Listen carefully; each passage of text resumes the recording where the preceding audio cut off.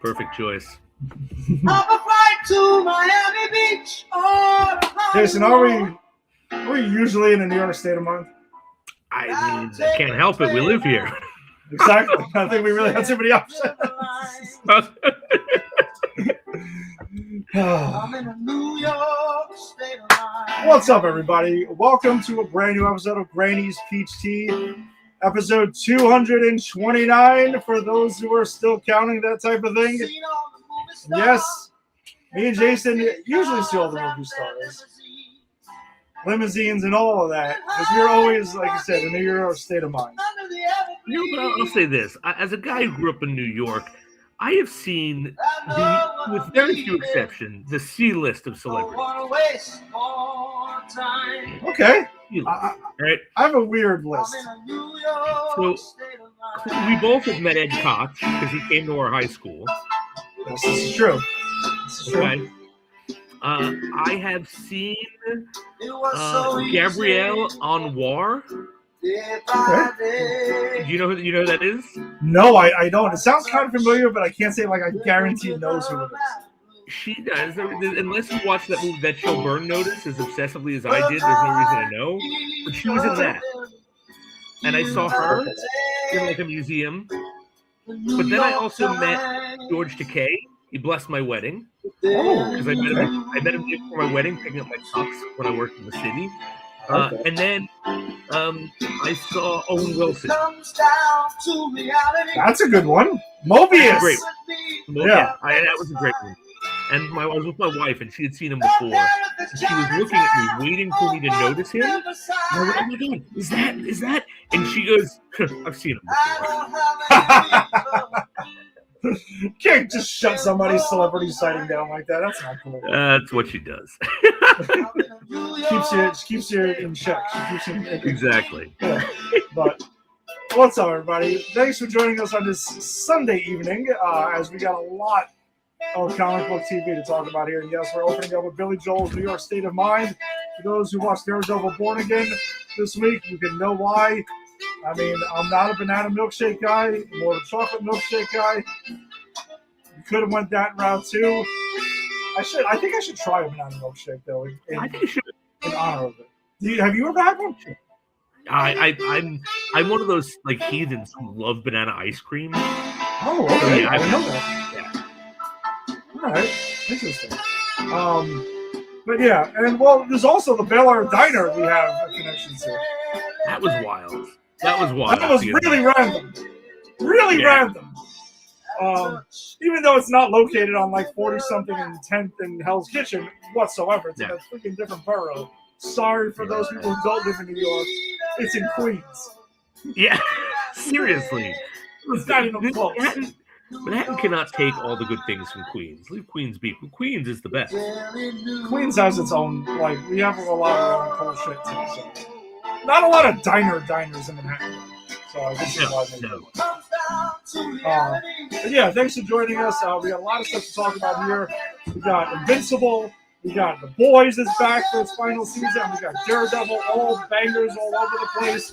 We're eating great now as old comic book movie fans and TV show fans.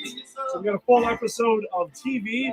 But I am Ed, and with me as always is Jason. Jason, I didn't say it before because I was saving it for now. Happy birthday. Thank you, my friend. Happy birthday, my friend. Yeah. Thank you. And actually, it's funny because I was going to say, and thank you for remembering, by the way. I just didn't expect you to remember. But once on the show, I think it was during Transformers. I was so angry I had to do shots on the show, right? But today I want to do a little something different. I want to share. I usually have a scotch on the rocks for my birthday. Okay. Usually it's better than Black Label, though I do like Black Label. But I've been solo parenting for the last couple of days, so I couldn't get out and get anything. But I am going to share my birthday scotch with you and our audience while we talk about this fine lineup of stuff. All right. Well, hey, listen. Cheers. Happy birthday, my friend. And here's to a fun show, a fun time to talk about great stuff here. We got great stuff. To catch up on. But before, can I show you the two? Two of my friends, right, got me gifts because they came over for dinner last night. Okay. This is the Brain Gremlin, the action figure. Oh boy. From man. the best sequel ever made. But then, and this one, I couldn't stop laughing. This is a Columbo cookbook, Cooking with Columbo. I don't even want to say. My first thought was, why do these things exist? But honestly, everything exists now. Like almost anything you could dream up exists now. When you know, I always ask, who's the audience for this? The audience for this is me. Yes. And that's all that matters. That's all that matters. I now want to have a Columbo party where we watch an episode and I cook the dish, because every episode has its own dish. So we could maybe have some Dick Van Dyke's breast of chicken Florentine while we watch Dick Van Dyke murder someone. Okay, that sounds like it would be fun. Or Ben Gazzara's leg of lamb, Sicilian style. That sounds like a mob hit. Oh my god. So hold on, how many episodes of Columbo are there? Oh, there are a lot of episodes. No, I would imagine there are, but like, I mean, back then, what was it, 24 episodes a season? Well, no, they were different. It wasn't like that. Columbo, because they were an hour and a half, so they were really like mini movies. Oh, interesting. And so they only had maybe 4 or 5 episodes a season. Oh, okay. And they ran for like 7 or 8 seasons, and then after that, they just never stopped putting out movies until Peter Falk retired.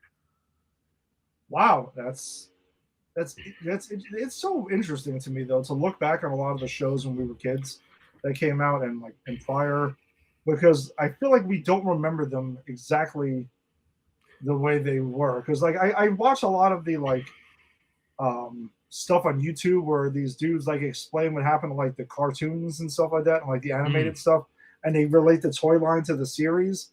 And there's so many wild stories like with Masters of the Universe and Mask and Transformers and all of that, and it's fascinating. Yeah, becoming an adult and realizing all of that was these shows that I was so beloved to me, and these characters that I dreamed about and wanted to be and wanted to hang out with were just commercials to sell me toys. Exactly. I mean, and that's part of the challenge of adapting them to like full-length movies. Absolutely, because it's like you've got to. We've talked about that. You've got to get that mixture of nostalgia, but it also can't be the cheap cash grab the original was, because the audience isn't 5 anymore. Yeah, and you're trying to pull those people in because they have money now to spend on your product. So you need to give them something to like really kind of like sink their teeth into to an extent. So exactly. And honestly, I think we're living in an age. I mean, look at someone who has tons of action figures right behind them.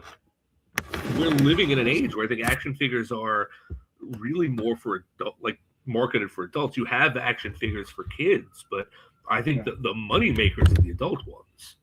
Yeah, because you can charge all these like crazy prices for them, and like no one else is buying them except adults. No, that's a good point. It's a good point. All right, so like we mentioned, we got a lot of stuff to jump into here, so let's do it then. So let's head over to Amazon Prime Video, or Prime, or whatever the hell we're calling it these days. I'm going to drop that spoiler ticker across the bottom and leave it there because we are talking about all these episodes, full spoilers. So if you haven't seen the specific thing, come back and check us out another time. But we've given it some time to breathe. The show's been out since Wednesday, and that's that. So, all right, you've been warned. Jason, this was a pretty heavy episode, and not to go with like Doc Brown, because like my mind went to Doc Brown. Why are things so heavy? It doesn't have to be the future. Is there a problem with Earth's gravitational pull? Exactly. I don't know why. Yeah, this was a pretty emotionally deep episode. I found it to be, from the Nolan Oliver perspective. I mean, the other side, not as much. Like we got the war, But then there was some really heavy lifting on that part of things. Oh, again, I think this episode did exactly what the last episode did: is it balances the outer conflict of the war with the inner conflict of now it's Nolan and Mark's brother, right? Having their Oliver, thank you, having their moment. And as opposed to Mark and Nolan, which we've kind of already seen before, right? Mm-hmm. And the beautiful thing is the stuff with Nolan and Oliver is all mundane survival. We've got to go hunt these things. We've got to keep Mark alive. I can train you. No, I want to talk about what you we find out that Oliver overheard what he said about his mother never loving him, and Nolan kind of has to backtrack. And I do love that moment because I do feel that he's telling the truth there, because he's like, I just thought that was what I needed to say to make her feel better, and I'm not good at this, and all of that emotional stuff, but there is no real action on that scene except for the training montage, which was fucking awesome.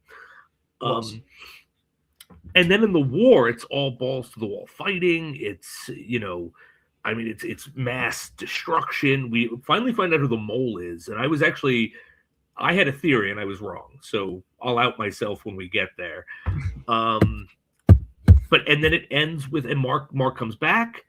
Mark's feeling good because they've healed him, which again, you have to hand wave that, because that kid's guts they were all over the floor.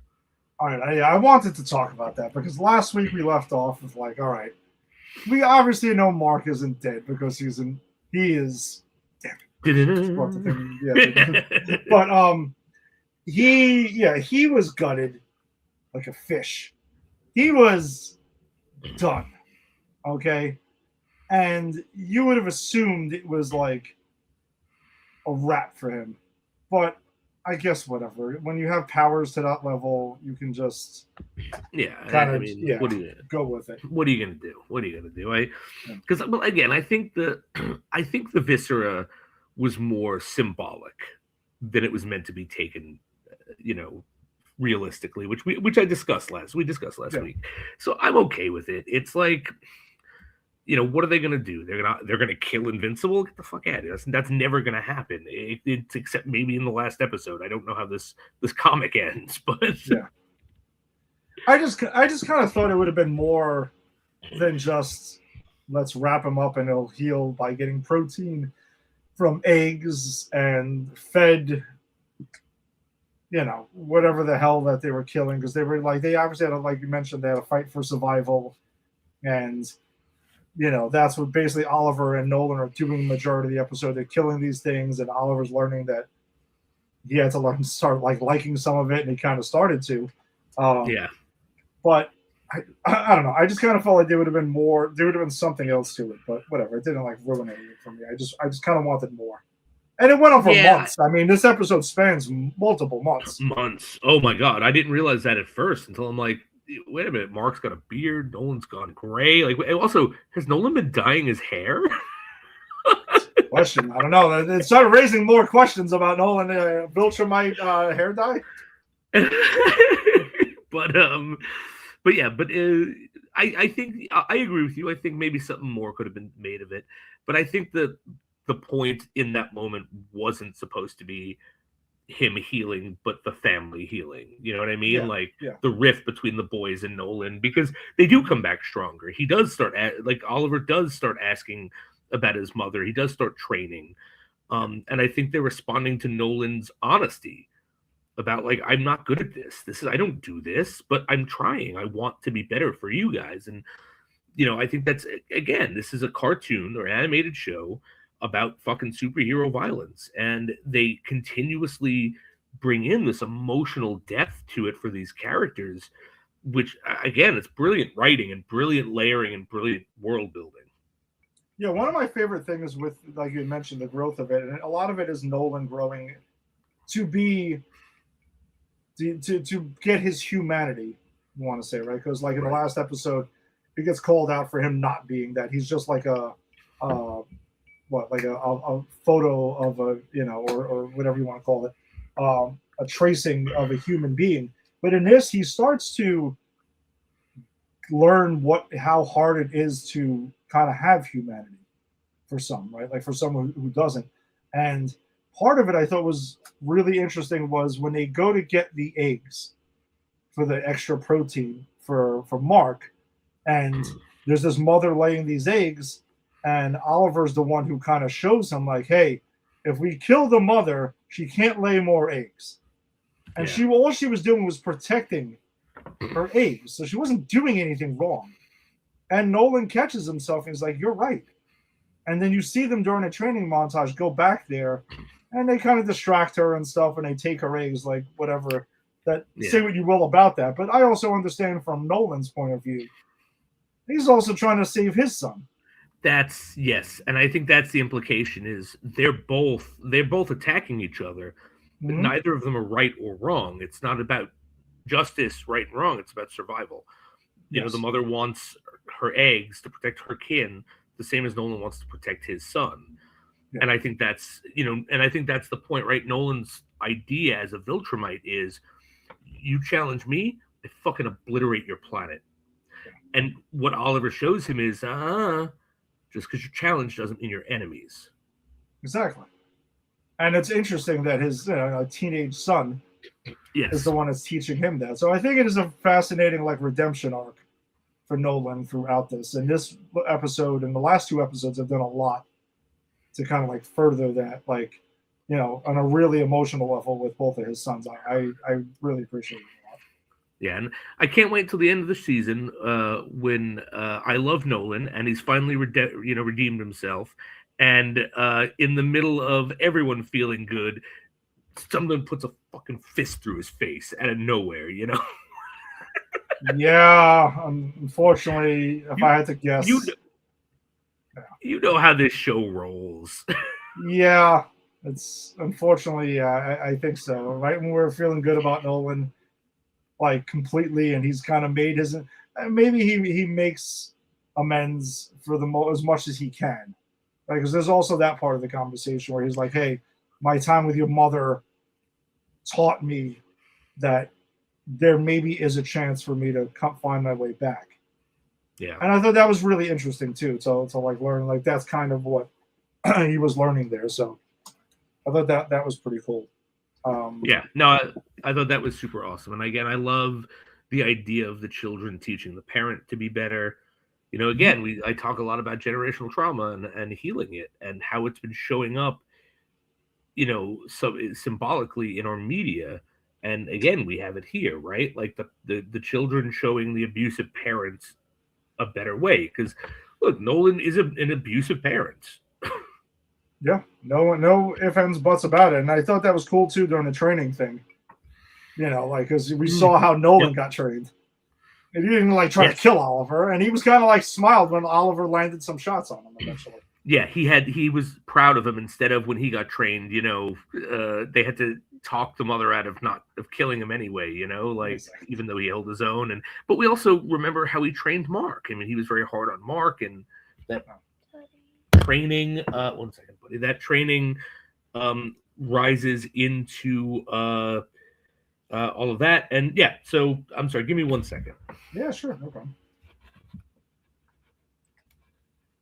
So there is some stuff there too, and we also, got the war, right? And we have that whole thing there where, you get, Tech Jacket, who we found out more. I questioned last week, where is her ability? How strong is he? Why is she recruited for this? Well, we find out her damn suit can go ahead and create an entire, besides video games, because her and Alan Alien are playing a lot of video games in this thing, and are apparently being created by this suit. It's basically forms this kind of this ship, and they're hiding, and they have that whole thing there, and they fly. Oh, it's just, there's a lot. I can see more of her power now, of why she was wanted by the whole rebellion that's there in this episode. It is pretty all crazy too how we do get where the Viltrumites are getting pushed to the brink of stuff, and they respond back by attacking the traitor, as they refer to him as, right at his home planet, and they just completely like obliterate the whole thing.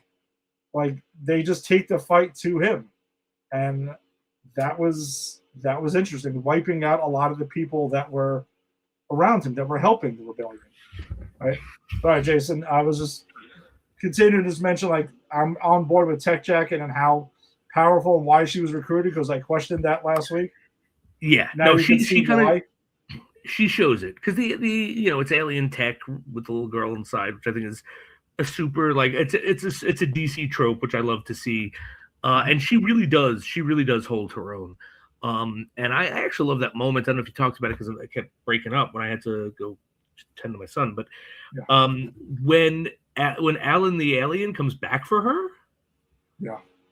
and throws her and knows that he's gonna get the shit beat out of him, and then I didn't see this coming because there's so much going on in this episode. I forgot about like the getting the band back together from a couple of episodes ago. So when this guy shows up and puts a hole in one of these Viltrumites, I'm like, oh, it was like so satisfying. Yeah, no, I forgot that dude's name who has like this the gun that's there, and he just blows the hole through him and he saves him. Then the other guy just takes off. He's like, "Yeah, I'll get you next time," and just kind of like takes off with that. But I was also mentioning how like the Viltrumites go and they attack the home planet straight head on and basically wipe out a lot of them outside of like our main characters. Yeah, right. Of course, they do, but they are beaten. Right? I mean, they do get beaten back, and I think they're on the. I mean, yes, it's when the Invincible team comes back, but they were on the precipice of getting beaten back anyway. Like I think they'd even said, like, "Oh, maybe we're in too deep here," which I thought that was interesting because they just brought the war home, and then you find out that, and this then we'll talk. Now we'll talk about it. You find out who they've been talking to the mole this whole season. And the mole turns out to be just some guy who works for them. Like, I don't even think we've seen him before. No, I don't think so either. And I don't know. That felt kind of anticlimactic because such a big thing was made about it. But I thought it was cool that he was like, all right, you got me, but they're still going to beat us. I mean, I just wanted to survive. What do you want from me? Yeah, right. So who did you think the mole was? Or like, because I did have a theory and I just was holding back because I didn't want to be proven wrong. But now that I have been proven wrong, I'll cop to it. But did you have one? No, I'm going to be honest. They kind of had me guessing with this one. I had a kind of tough time nailing it. No, not really. Who did you think? I thought, honestly, because it's this show, I thought it was going to be the betrayer, the Viltrumite that started this thing. I thought like we were going to find out that he was the mole, that he was working both sides against each other because he's a betrayer. Like I thought it was going to be some super twist like that. I don't know if I would have liked that, but that's what I thought it was going to be. I can't have Peter Cullen as a betrayer. No, I know. I can't. Yeah, that would mess me up.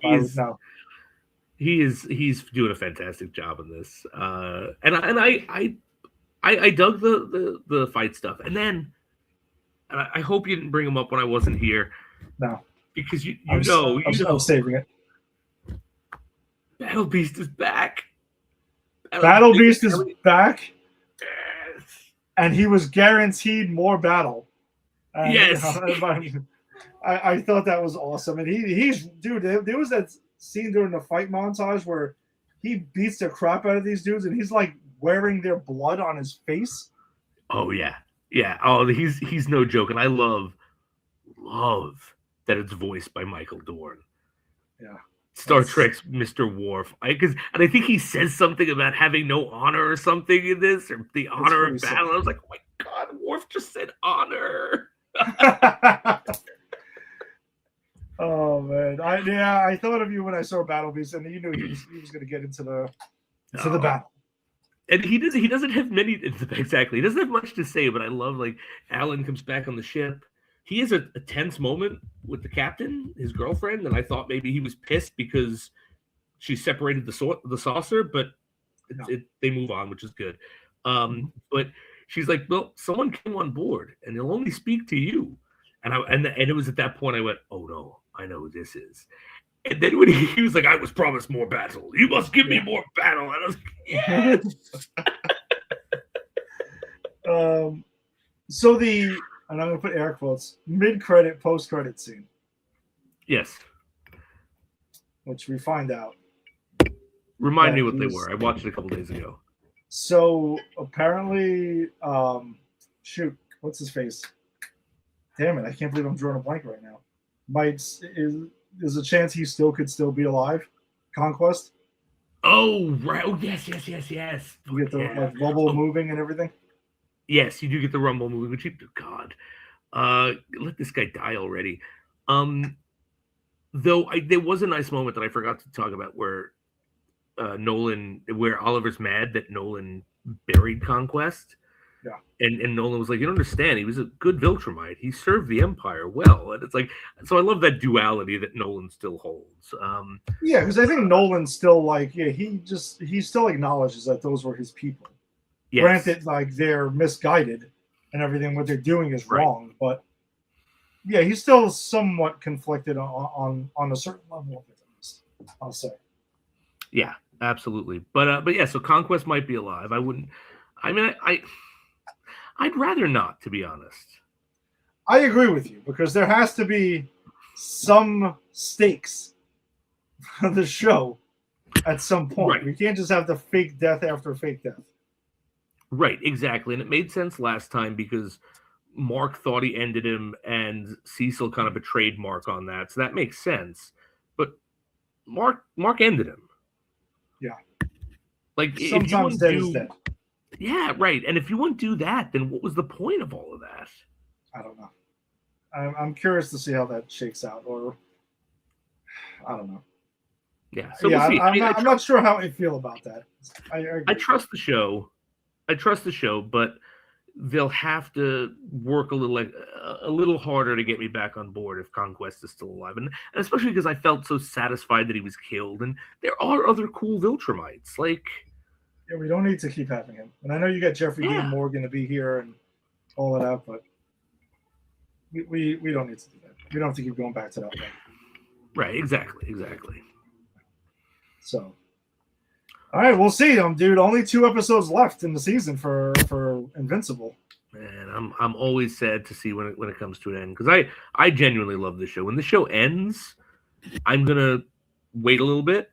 And then I'm going to do a full rewatch from start to finish, binge watching. Oh, wow, okay. Because I didn't appreciate, I'd say, the first half of that first season. Mm-hmm. And I don't want to start it up now because I'm a completionist. Yeah. So I want to wait till whenever it finishes. But I do want to go back and give that first season a relook through my eyes now as someone who really understands what the show's about. I think that'd be pretty cool. I'll do a little catching up with Mr. J when it happens. All right. So, also on Prime, also on Wednesday, The Boys season 5 kicked off. First 2 episodes. Speaking of catching up with Mr. J, I believe this was the thing that the very first segment was when I was catching up from The Boys. Yeah, because I think we jumped in. Season 3? Jump in season 2 or 3 maybe or something like that? 2 or 3, yeah. Possibly, yeah. I feel like, that's the case because this show's been on for a minute. So. Yeah, no, it's been on for a while. But man, these 2 episodes, how are we going to separate them? How are we not going to separate them? How are we going to, because usually we'll just gloss over, and I guess we have to for time's sake, but Ed, that first episode. Yeah, the first episode, I mean, this season, they came out swinging for me, big last season energy right off the fucking gate. Yeah, like we pick up with the boys, right? Like part of the crew, and once we catch up with them, we find out Frenchie, Huey, and MM are in containment camp, and they're just being all. The outfits kind of had me cracking up though. They're wearing these Homelander sweatshirts and so American flag pants. And like the fact that it looks like, and I'm not grafting this on there. This is there, and I'll explain it. But it is coded as if a Nazi death camp met Disney World. Yeah, kind of, because they're not like the way they're being treated in the camp is like they're being treated to the movie of tonight is going to be Dawn of the Seven. That gets dropped Yes. at one point. Yes, And they're being fed burgers. Yep. And then there's pictures of Homelander giving the thumbs up, and pictures of Sister Sage, and again, everyone's wearing the Homelander shirts, but then they're getting the shit beat out of them. They're getting attacked. They've got a soup that if anyone gets close enough out of the gate, that she explodes their head. And this is where I got the death camp thing. There's a slogan on it, like freedom sets you free or something like that. Yeah, it's some shit like that. And famously on the death camps, it was work sets you free. Ah, okay. Like Arbeit macht, I think it was, but it's something as if like, but they're absolutely kind of calling that illusion in. Yeah, I can. Yeah, I don't. Yeah, I agree with you. I don't think you're grafting on there. It's pretty obvious where they're getting the inspiration from on a lot of the stuff. But it's a good call with the Disney World thing because they are like, yeah, every night they're being showed the Dawn of the Seven. Dawn of the Seven. Which is which it's funny because they're propaganda films at this point, right? Exactly, and that's the thing. They're like, it's almost like they're trying to brainwash them into, because the people that are in these camps are Starlighters. Anyone who is against Vought, who is against Homelander on any level, yes, Starlighters. But it's basically anyone who they didn't like on any level, anyone, yes, because they get into it. Anyone who posted anything negative about Homelander, anyone who has done anything on any level on social media, on anything like that, you're locked away one of these camps and you're done. And it gets worse as it goes on. And I you can't help. And look, I'm not making it political. The boys did, right? Yes. You can't help but see the parallels between how Homelander is being written and portrayed and how our president reacts to things. Yes, that's they said that's intentional. Yes, they said it was intentional. Like last season, when there was some people who kind of like lost it over that and stuff, and it's like, I'm sorry, but like they're taking inspiration from certain things. Now, again, you can choose to regardless of whatever political party you're with or anything like that. Hey, listen, just go with the show. It's the show. Yeah, no, exactly. But I did want to call it out because I did think that it is taking Homelander in a different direction, which I do think works for the character. And it's agree. And it's very interesting to watch him unravel in these, because he's unraveling in these episodes. And Sister Sage nails it when she says to him. I actually really warmed on her character. I wasn't crazy about her when she first came, but I think my time with her in Godolphin University really made me like her. When she says, even if you get everything you want, is that going to make you happy? And that's kind of why he's unraveling, because he is getting everything he wants. He's in charge of the United States. He tells the president what to do. His power it makes him mighty, and people worship him for it. But he's not. Yeah, no, well, because I think it's just that they, in that conversation that you're referring to, right? Homelander is saying that, yeah, that's true, but there are still people who hate me. Like, that acknowledgement is the thing that's driving him nuts, is that he just expected everyone to kind of fall in line and to kiss his ass and let him do whatever he wants with zero pushback and zero challenge. And that's the thing that he can't handle, is that there's anyone who resents him on any level. And in that scene, too, with Sister Sage, there was a scene, I started to wonder if he was going to kill her. Because I feel like she is the only one who pushes the limits for him on this.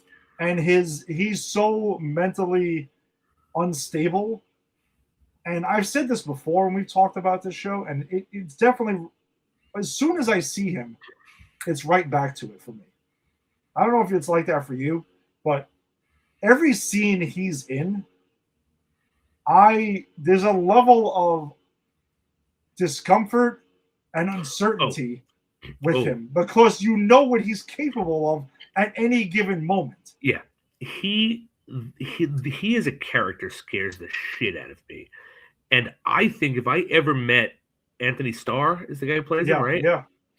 I think having nothing to do with Anthony Starr, I'm sure that he's a wonderful guy. I would be afraid. He's probably one of the nicest guys on the planet. I mean, because that seems to be how this goes. The actors who are the nicest guys in real life play the worst people imaginable on screen. Yeah, absolutely. It seems like the way it goes. And I'll tell you that there was a scene in this episode, in this episode, the first one, where he's got Deep in Noir in his office, and he's like, "You got to go. You got to get A-Train." One of the scariest moments I've ever seen on film is just watching him behind them, and he's just gently rubbing the Deep's throat, and the Deep is terrified, and I'm terrified in that moment. For the Deep, who we both agree is like a complete piece of shit.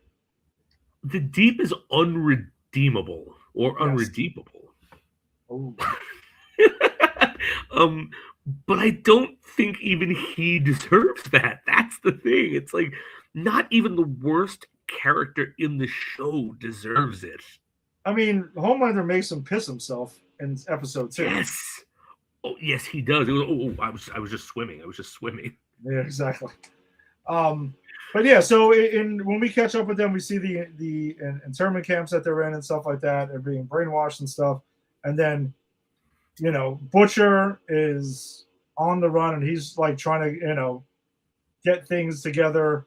And he visits his father at one point, and that's even like an unsettling scene where he seemed like he was going to do something a bit over the top for him.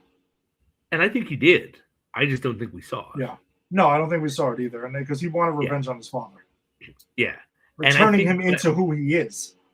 Yes, right, exactly. But I think honestly, that is, and there's a reason they start with that scene, because I think they're telling us Butcher is irredeemable.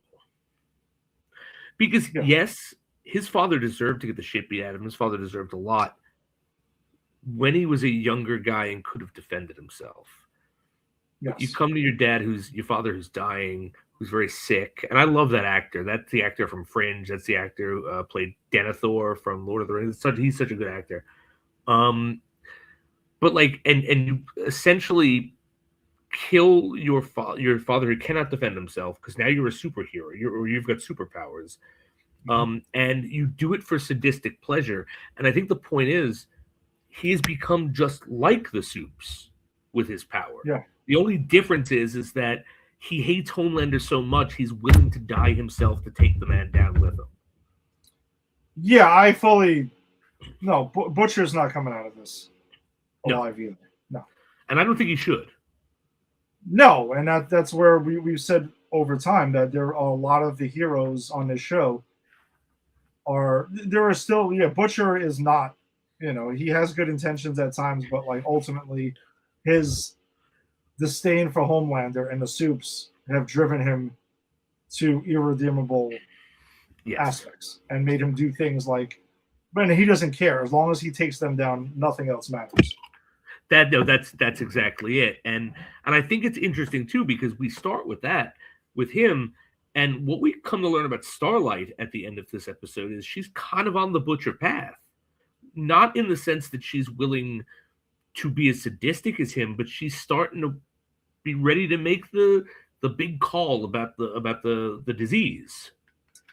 Because then that gets picked up too, where basically this is all about like Butcher wants to free Frenchie and the rest of the boys and stuff like that, because I also think it's not like he dislikes them at all, but he also makes sure that Frenchie's the first one out because he can help to design what's going to kill Homelander, like the virus, basically. Right. And here's the thing. I think Billy the Butcher likes all of them as much as Billy the Butcher can like anyone. Yeah, exactly. But that liking people is not what motivates him. And I think that's why the thing with his father is so unsettling for him, and why it throws his character in, because we've seen him do worse to Soups and take pleasure in it. But there wasn't the imbalance of power, and I think that's what the issue with the Soups are. So yeah, he likes them all fine, but they're not the mission. The mission is Frenchie only because Frenchie is the one who could help him with the disease. And I think that's even interesting because we meet them as his friends. Yeah, and that shows you how long. Yeah, his arc over the 5 seasons. You know where it's at. So yeah, then they basically hatch this plan, and then we find out that Starlight, she also infiltrates Vought, and she dresses up as Firecracker to That was awesome. kind of get in there, and then that's what sets Homelander off, right, with a lot of his things, right? Like that, the fact that happens is where he's like, go ahead. And he gets fucking pissed, but it's also her whole thing is she hijacks the Vought signal during the Vought press conference where he's like, "I'm God, worship me," Yes, and goes back to the footage that we've known existed since the first season, when him and Maeve, when he's like, "Get back or I will fucking laser you. Everyone on this plane dies. What are we gonna do? Have them tell that we wouldn't save them?" And he looks at the audience and he's about to murder them all right there. Mm-hmm. And Sister Sage is the one who pulls him back. Yeah. He has a deep respect for her. But I still am questioning, like, I still think at some point she's going to push too far, and he's going to just knee-jerk react. I agree. I don't know if he's going to kill her. There's definitely going to be a schism. Because my thing is, I think it's not even respect. He liked A-Train. Yeah, I think he loved A-Train. I think, and we'll get to A-Train in a second, but this is important for my point. I genuinely think what he said about A-Train in the second episode at his funeral was heartfelt, and he meant it. That doesn't, like Billy the Butcher, that doesn't matter. And so I think Sister Sage is dangerous to him, but also he needs her. Because I think even he knows she's smarter than him. He doesn't have this without her. He can't just muscle this. This needed to be a chess game, not a fucking, punch to the face.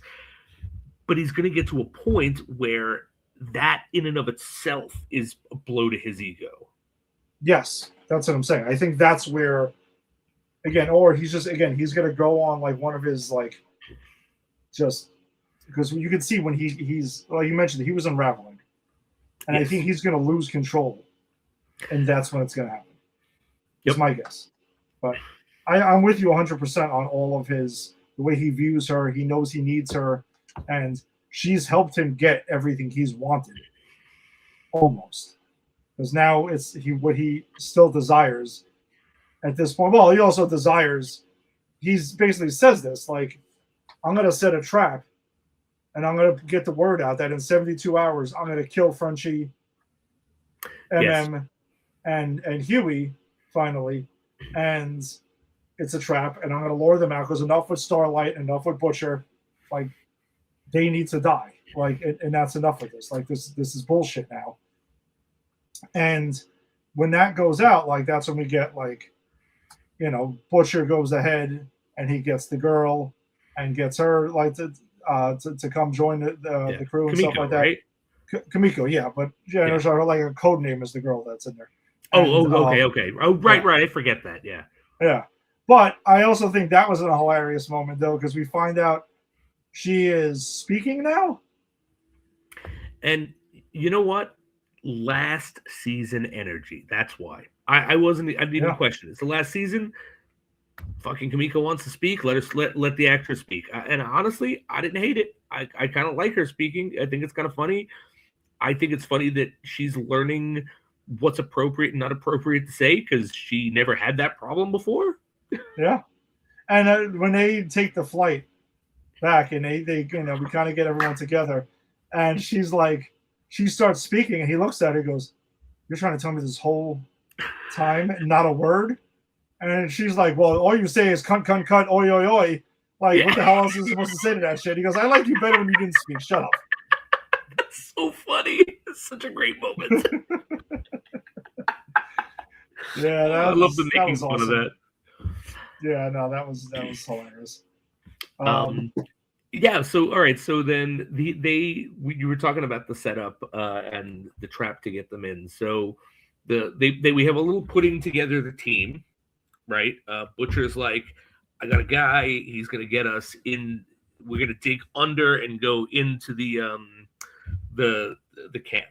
And the guy is that the writer from the past? No, it's not. This is no, it's not the same guy. Because Okay, you're it's a thinking new the guy who's character. kind of like this. Yeah, he's a new character. Okay, so he's a quite disgusting, superpowered individual who is a worm and eats and shits out dirt to dig. So Butcher kind of recruits him, not telling him he's got problems with Vought. Butcher doesn't tell him what the plan is. He gets him. Starlight reaches out to A-Train, who has been MIA and been helping her. He's been kind of covertly helping the Starlighters, but you also find out he's been moving his family around because the Deep has been hunting him. Mm-hmm. It's a good thing the Deep is fucking useless. And we will get to that when we get to that moment of when he and the Deep talk, but he won't help them. He's like, no, I can't help. I gotta. And Starlight is like, no, I get you're afraid. He's like, I'm not afraid. I got a family. I got a responsibility.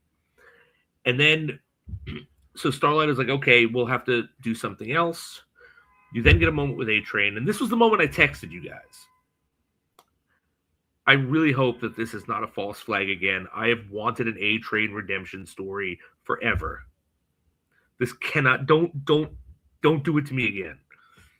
Not knowing how this episode was going to end. Yeah. But they didn't do it to me. It wasn't a false flag. So A-Train has a moment with his brother, which I loved. And he's like, why? Stop acting like this is a vacation. We're on the run. And he's like, yeah, I know. This sucks, but it's worth it. Remember when I told you were never a hero? I can't say that now. You've saved us. And that was such a touching moment. That actor who plays A-Train, I thought, really nailed the emotion he needed. And then they see, hey, what the hell's with all the seagulls over there? Oh shit, the Deep's coming for us. Get out of here. A-Train doesn't even try to run. And A-Train tells him, and I love this moment. He's like, Deep, you're scared. And you're pathetic. I was scared and pathetic. He is pathetic. Don't be scared of him. Fight back. And I kind of think they're setting the scene for the Deep redemption arc, which I can't imagine. No.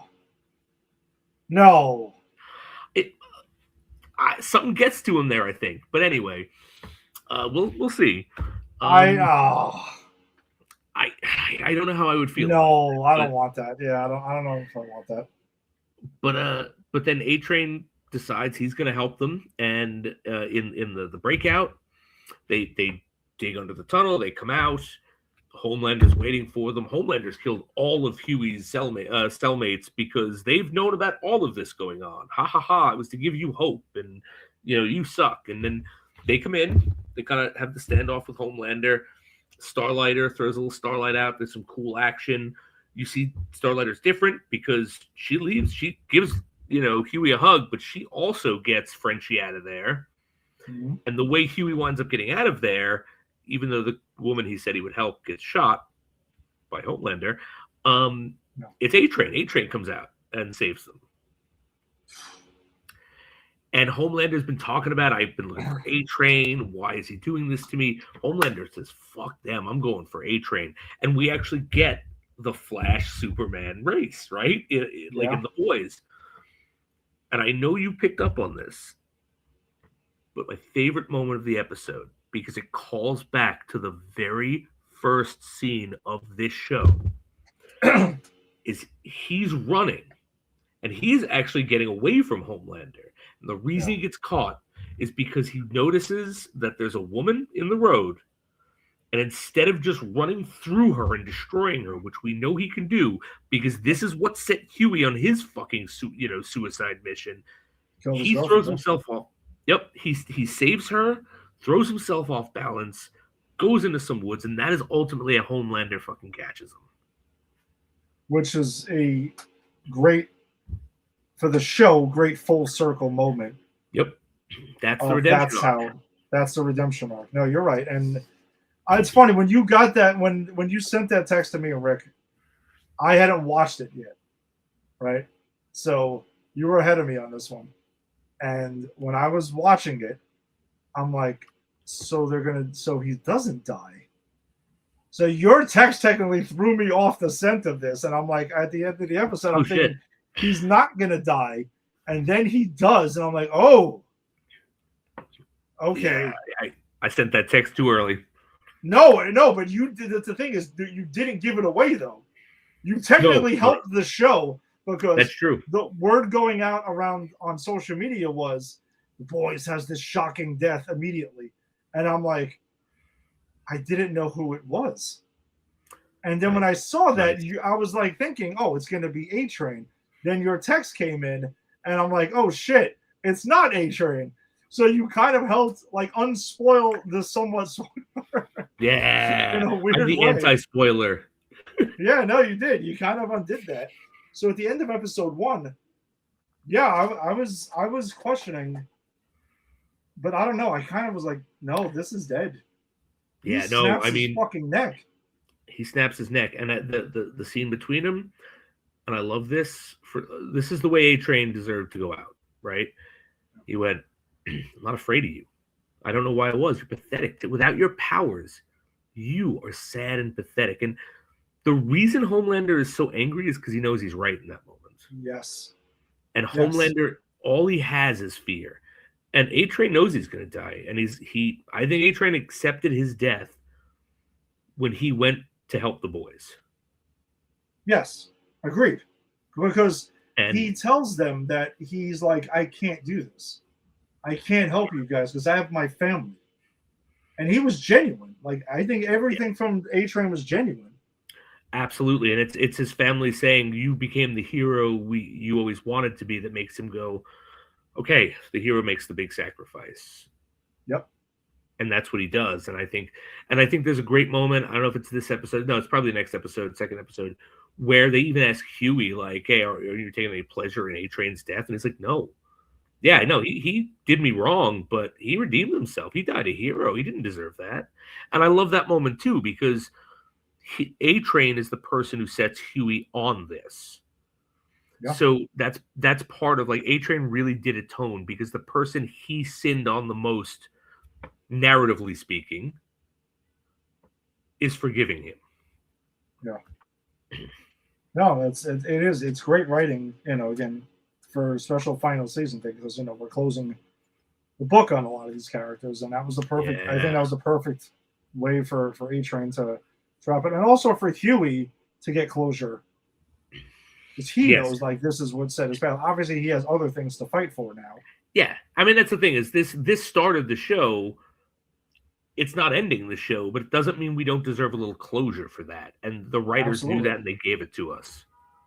Yeah, because I've always said for years, the hardest thing to do, I think, is to properly give an ending to a show, especially a really good popular show. And there was also some like meta commentary about that when that writer guy is talking to them. Yes. And he says, man, like he says something along the lines, right? Like, oh, the hardest thing to do is like end the show and stuff like that. And it's true. Like, it's super difficult to stick the landing and satisfy everyone.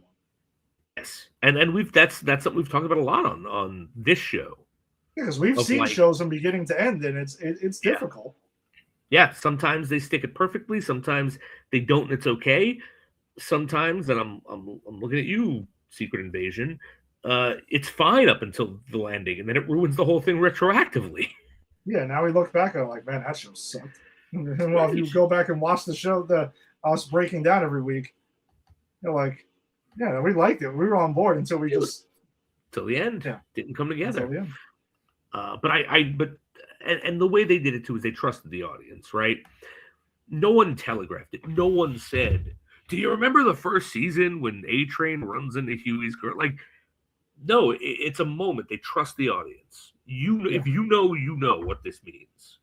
yeah, But it means yeah. everything about where this character started and where he's ending, and it's never telegraphed. And I think that's part of what I love about this show is it really does trust the audience to be smart about like things like this. Mm-hmm. So episode 2 picks up with, like you mentioned, the funeral for A Train that's there, and Yep, that's when they tell you right off the bat, like, no fake death. He's he's done. done. That's it. And you got Ashley's boyfriend or husband, because Ashley is now the vice president of the United States, who also got her superpowers, and we find out she's got like some sort of Voldemort thing in the back of her head. Oh my god, yes. Oh my god, you're right. That is a Voldemort thing, like with Quirrell in the first one. There was Yeah, the that is fucking yeah, bizarre. holy shit. Yes. But she can also read people's minds. No, I don't think she can. I think it's like the head is just talking to her. But can the head read minds? Because she's reading people's minds at some point. I don't know if she is or if there's just like the voice talking to her and telling. I'm not 100% sure. But I Okay, thought she also says when she takes the wig off, she's like, "Oh yeah, like this, like this is what I get. This is the shitty superpower that I get, just like grown head in the right. back of mine that like just talks to me and shit."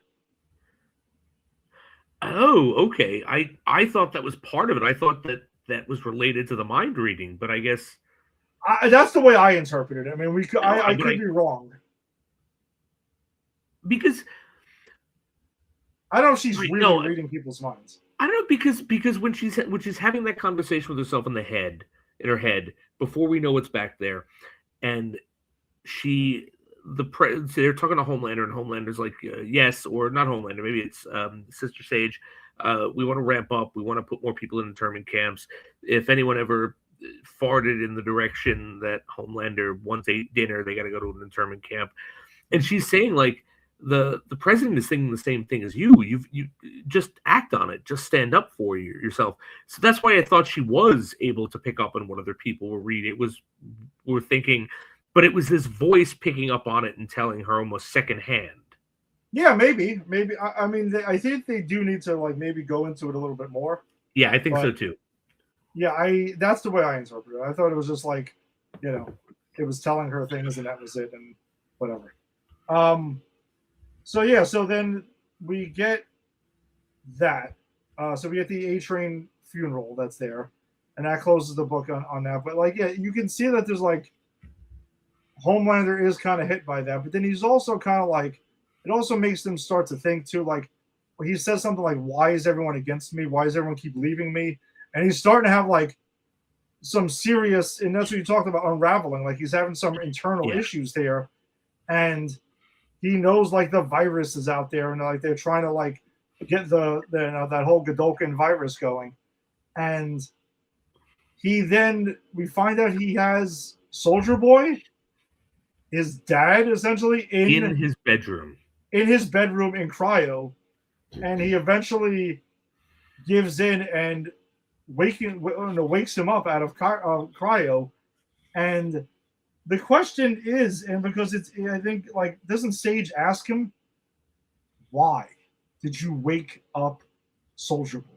Is it because he's your father and you're lonely, or were you really being vindictive to send him on a mission to find out if this virus can kill you, and you were willing to sacrifice him? Question though, Jason, which is it? Because I think it's a good thing to discuss here, because I don't think the show gives you a concrete answer because Homelander does have a weird reaction to it. Also, the thing is, I think two things could be true at the same time. And I think, did Homelander de-thaw his father because he's lonely? Absolutely. Does Homelander also think, you know what? Maybe my father can go and see if this virus will kill us. Yes. I think the issue isn't which is true, because I think they both are. I think the issue is which is more true. And I think the impression I got, and I think that, and to be clear, I don't even think Homelander was lying to anyone but himself. Mm-hmm.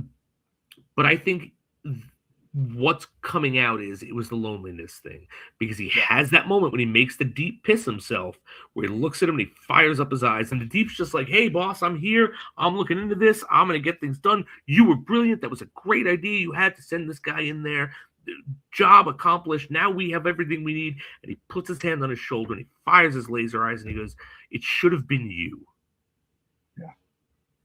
And the Deep pisses himself and fucking runs. But I don't think Homelander realized how much of a reaction he was going to have to the death, we'll talk about it, of Soldier Boy. Well, yeah, I agree. I do think there's an element of, because I think that's why that line is there. Why is everyone leaving me? Because I think there is, he does want somebody who also he respects and sees as somewhat of a, on the same level as him, because he sees basically everyone as idiots, or less than. And Soldier Boy's the only one who he knows, like, tried to kill him, and kind of like, because they do have that conversation once he gets some thought. Which I also want to talk about Soldier Boy's first comments, where he was just like looking around and he's like in a Homelander t-shirt. He's like, "Did you fuck me? What's going on here? Some weird incest shit or some shit like that?" That is so funny. He's like, no. I just found out today that you they had you down there. You just found out today. Then why is my cryopod in your room? Yeah, he's just like, what the? He's just calling bullshit on him immediately. But so they do have that conversation. They address it like, hey, there was that whole thing, and he sends, Soldier Boy goes after Butcher because they also find out, like, Homelander knows that they're trying to cook up the thing, and they're cooking up the virus and stuff, and they think they've got something here. They also, the boys need to test it on someone. And we meet this character called Rockhard, who is this big mountain of stone and apparently ejaculates volcanic lava, and it just keeps piling on him. It spews on him and hardens into rock. So they get down there, and he's just this huge rock monster, and they're just like, oh, he really let himself go. And then you find out, because he's watching volcanoes erupting, and I think it's Frenchie who realizes that it's rock porn. Yeah. And so he shoots at them, the lava, and then laughs that he almost got them, and then it oozes. It's so disgusting.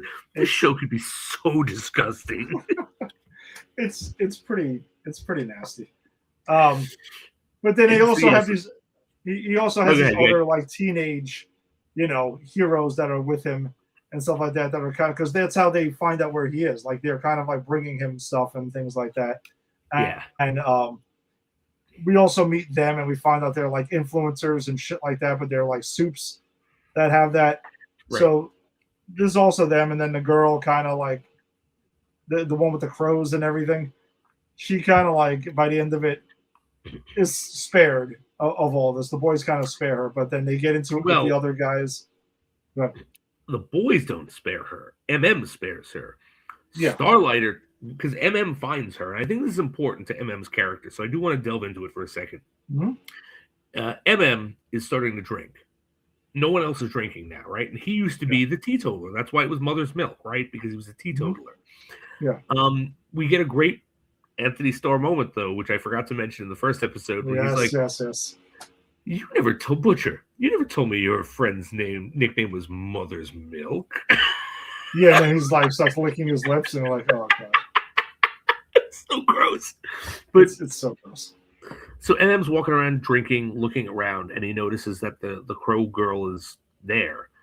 And then, he gets into combat with her. She's got a murder of crows, and you find out she had 12, but the cat girl who she lives with has eaten a bunch of them. And he's able to overcome the 2 of them. And he says to Starlight, what do we do with her? And she goes, same as the rest, lock her in. So Starlight is ready to fucking execute this young girl. And she's like 19, 20. And you get a sense that she's different because when you see Cat Girl, Selenite, I think, and the other guy, they're like taking the videos and like, hey, we've just arrested this person, and the son is crying in the background, and he's like, hey, get out of my shot or I'll fucking kill you. Like, these 2 are evil.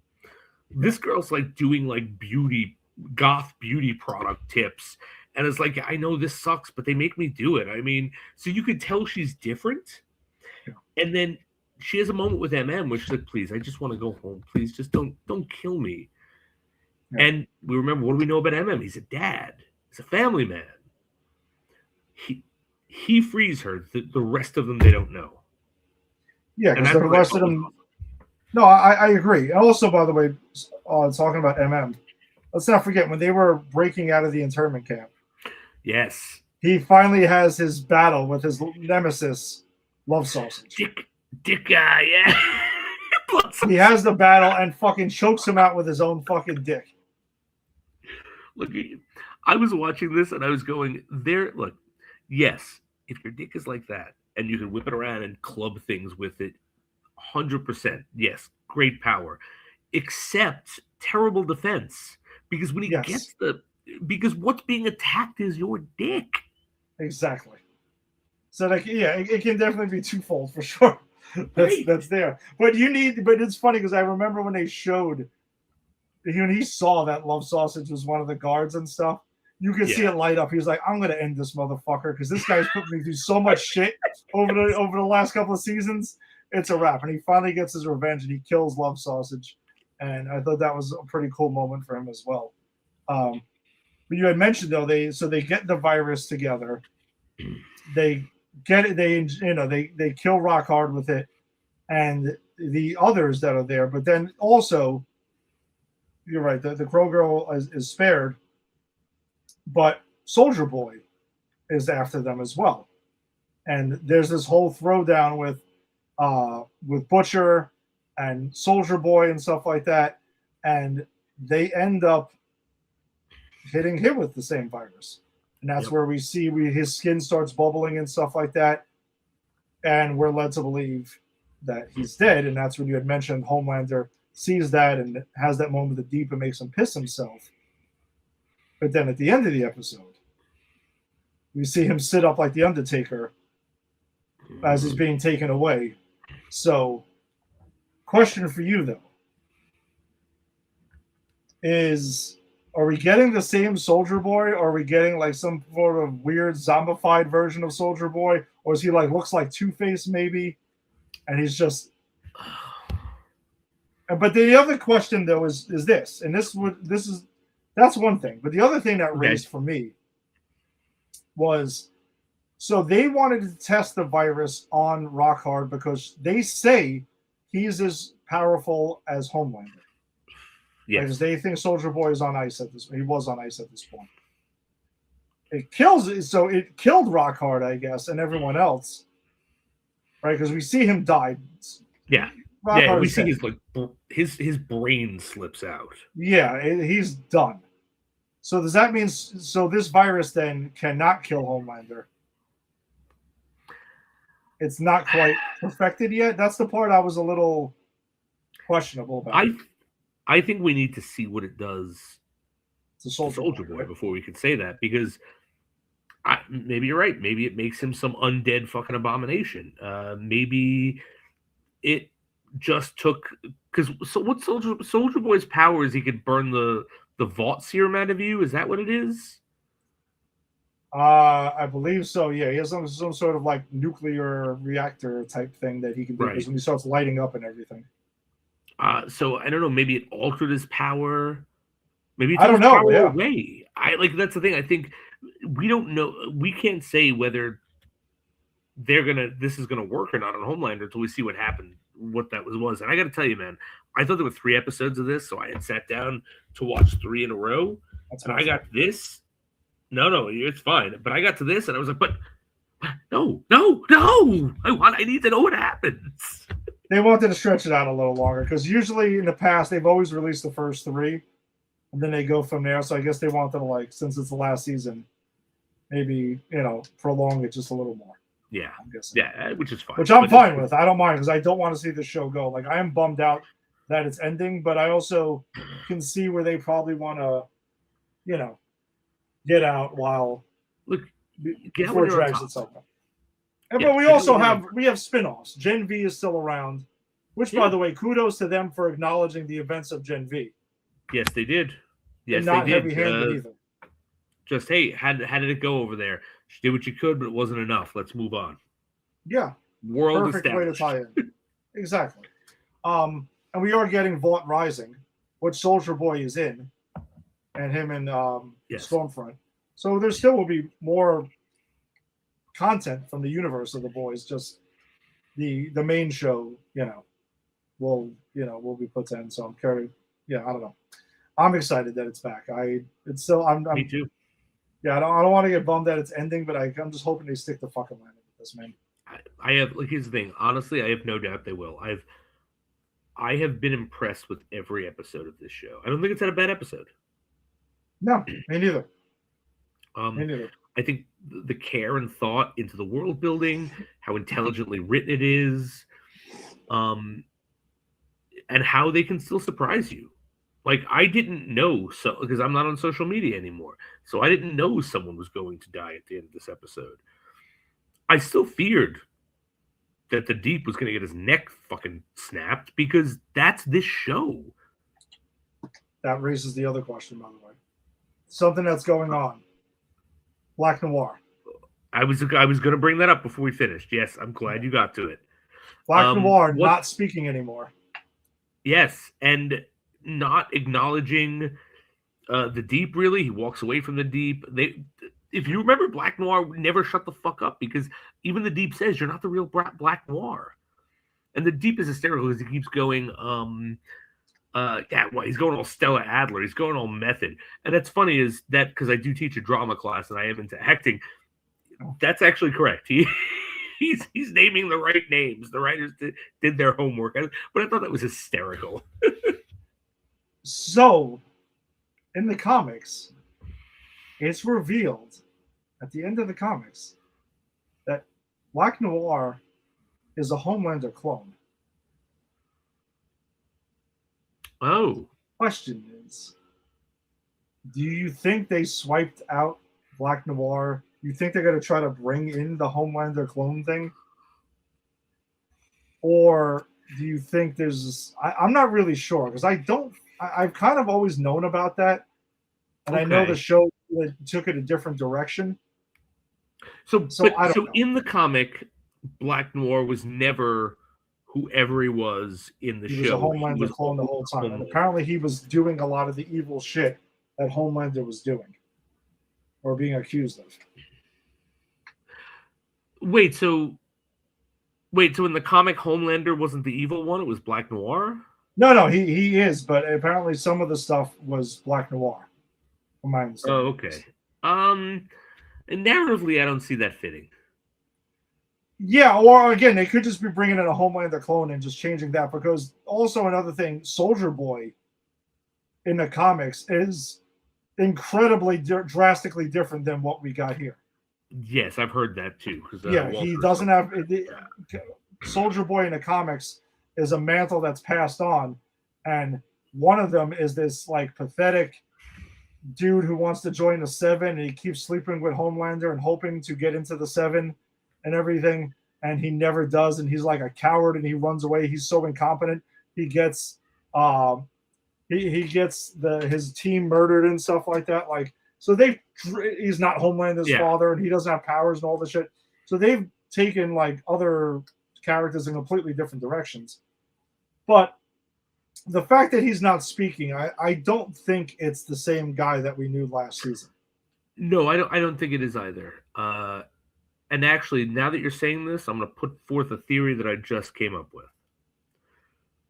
What if it's a Homelander sibling we didn't know about? Not a clone, but because we get the father, right? Mm-hmm. Then Homelander. And clones are kind of like twin siblings, right? Kind of in a way. I mean, Homelander himself is a genetically engineered creature. So maybe there is like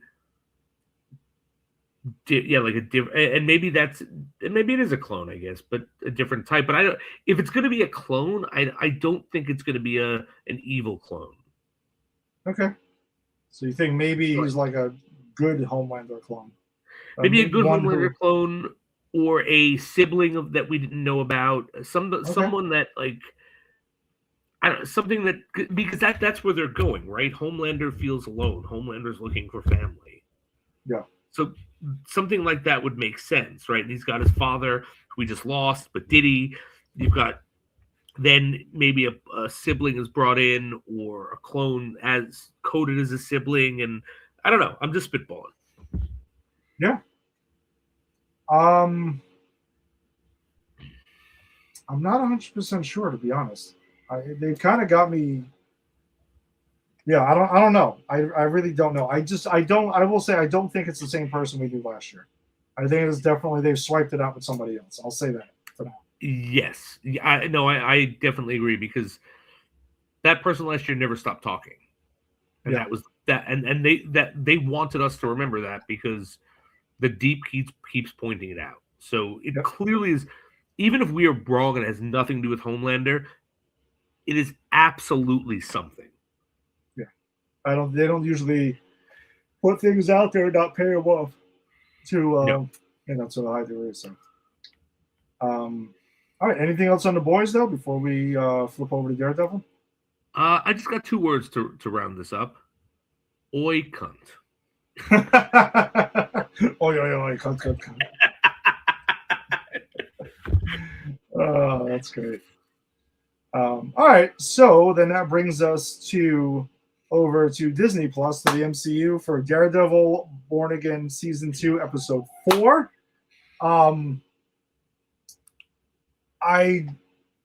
This is the best episode of the season for me. I can't disagree. I can't disagree.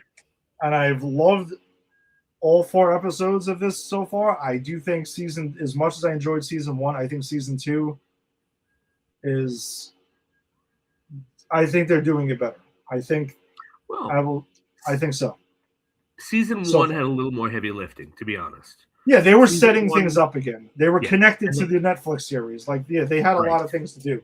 And I think now Season 1 happened, so now Season 2 can run, and off to the tracks. And this episode specifically is the perfect example. Yeah. I mean, I agree. The opening scene where we get Bullseye, basically we catch up with him, and Poindexter is this neighbor who kind of reminded me of like American Psycho kind of morning, where he's kind of doing exercises and stuff. All right, I wasn't the only one who was thinking American Psycho. No, I thought American Psycho, but I also thought like, it's always the quiet ones. You know what I mean? Because he gets up and he does his exercises and he watches TV and he makes himself some eggs and he makes an extra egg for the cat next door and he feeds that cat and he pets that cat and he says hello to the neighbor who really likes him and thinks he's a nice boy. And then he goes down and he's flicking a coin, and then we see him use his bullseye power, just in case you forgot who he was. Coin into a homeless man's coffee cup who's looking for he's presenting as like the nicest person.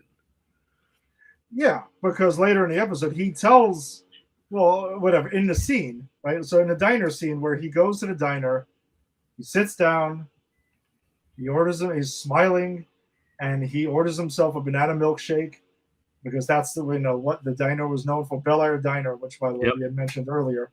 In Queens, not on 10th Avenue, not in Hell's Kitchen, anywhere near it. But whatever. But he calls in, and says he just saw Frank Castle walk into the Bel Air diner. And he goes ahead and the AVTF shows up because they're thinking they're looking for Frank Castle, and then they kind of see he's not there. And then they turn to him. Hold on a second. And he sizes up the place, which I thought was genius. He looks around, you see him sizing it up, every detail, forks, knives, even to the fact he ordered a milkshake so we can have a straw. To use a toothpick as a harpoon was awesome. And then once they see he's not there, he takes this one guy out, and he just goes on his spree and wipes the fucking floor with them. And he sees this guy with a dog, and he's like, having a dog in a restaurant is unsanitary. The guy's basically, please don't kill me. Don't kill me. And that's the moment, though, Jason, where he's like, I'm the good guy. Because again, that's how he sees himself. And also, we catch up later on in the episode if that's his train of thought now, where he's trying to do that one good deed he talks about. The one thing that reverses everything.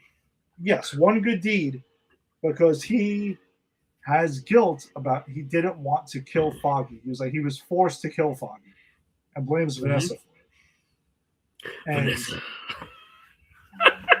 Yeah, we'll get to it. Oh boy.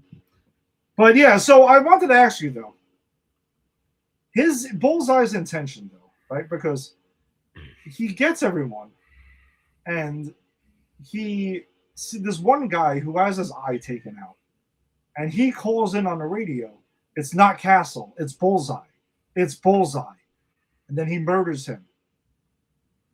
Do you think he was trying to frame Frank Castle? No, I don't. This? Actually. Okay, because I think I know what you're going to say. Why? Right? Because I'm kind of on two minds of this. Okay. One, I'm with you because of what he does on the way out with the ketchup. He sprays the Bullseye logo, meaning he wants to leave his mark and all of that. But do you think he only did that because the guy called it in? I don't. I think he didn't murder that guy specifically to let him call it in. Interesting. Okay. Because he from the moment they walk in, that is his battlefield. Yeah. Nothing happens. Yep. Yeah. Nothing happens that surprises him. Nothing happens that he doesn't want to. He takes that guy's eye out. He doesn't finish the job. He doesn't finish the job because the guy was going to call him in or because the guy called him in. He knows that's going to happen. Okay. If he wanted them to know it was Frank Castle, think it was Frank Castle, he murders that guy before he even gets his hand on his radio. I think he lets that guy live for that. And I think I actually wanted to discuss this with you too, because we had the theory that he was trying to set Daredevil up for this. But after this, I think we were wrong. I think he wants to be he wants to bear all of these because he is now bearing the guilt of killing Foggy. Yeah. And this is him trying to force his own redemption arc. And I think in his head, the way he does it, making the sacrifice, doing the good deed is ending Wilson Fisk's reign. And part of that is murdering these fucking anti-vigilante task force. Yeah.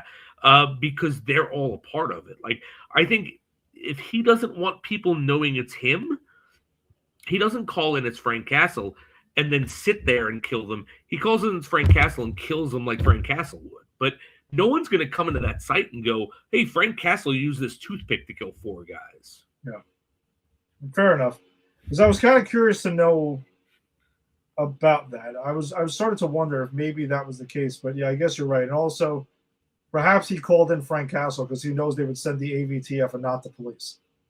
Yes, right. Because he's not going to call. We find out in his head he wants to make restitution to Daredevil. Yeah. And there's a beautiful moment where Daredevil's like, "Fuck you, no, you killed my best friend. You don't come back from that." And he's like, "But I will. I've got to do this right, make this right." So he's not going to call in Daredevil. And who else are you going to call in? Who's the one guy who you know is going to bring the heat? It's the guy who escaped.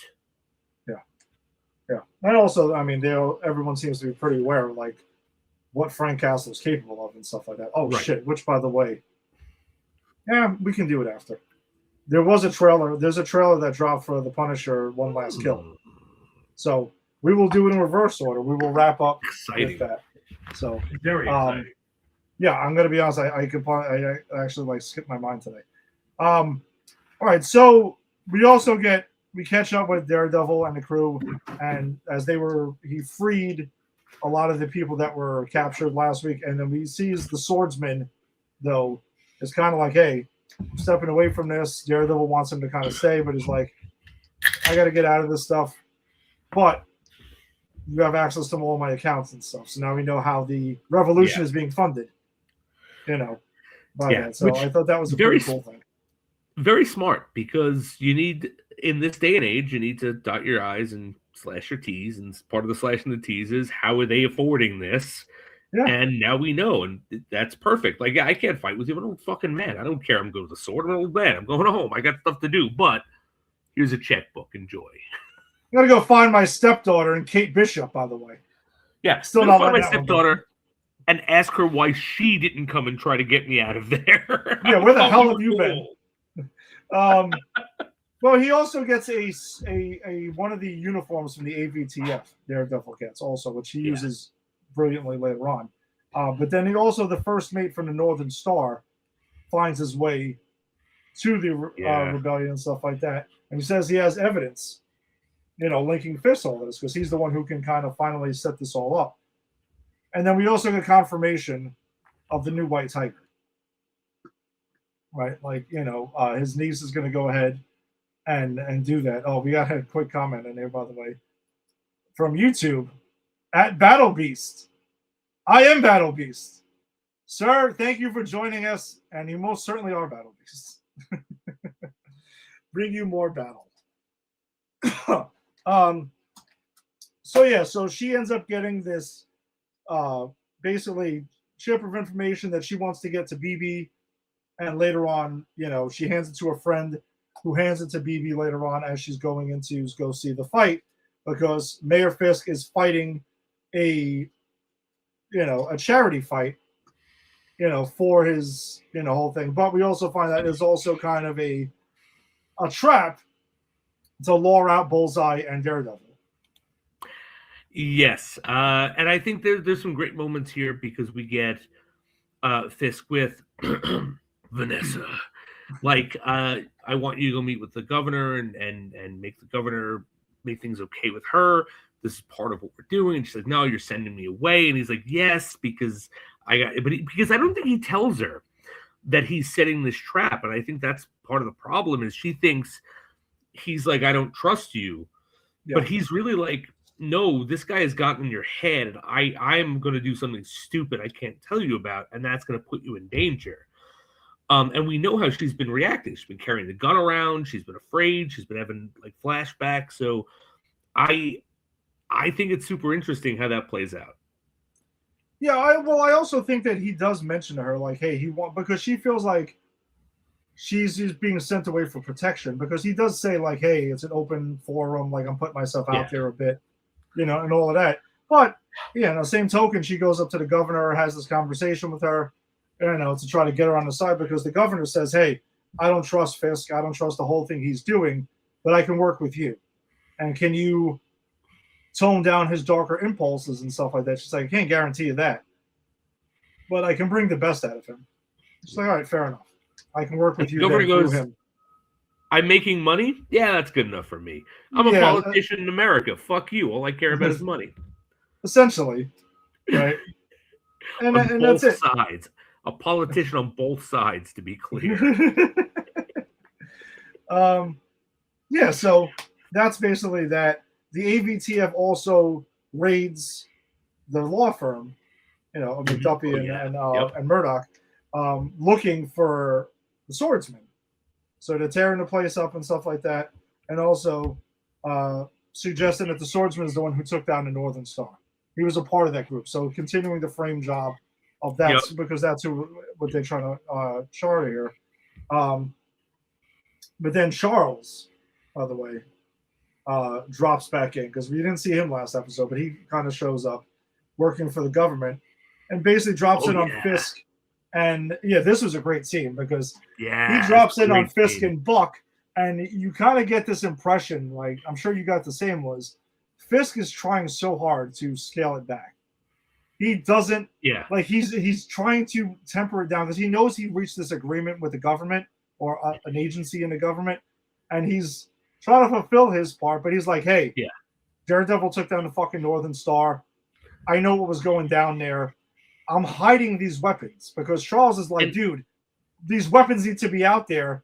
And he's like, I'm playing my 4D chess. I'm keeping them away from her. You don't know what the fuck you're dealing with right now. And I think that's a great moment where he walks in and he's sitting there and it's like, I'm sitting on these weapons. Why am I sitting on these weapons? These weapons are supposed to be on a boat headed for wherever the hell they're going, the people who need them. But yet I am sitting on these weapons. And then that's when you're right. He's like, well, no, okay.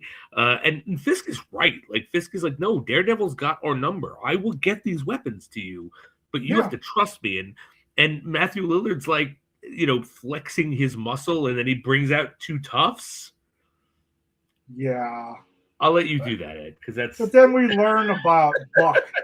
Because Buck just basically pulls out a fucking gun, shoots both of them in the head, just like that. And Fisk gets up there, and he's just like, all right, I've established my dominance again.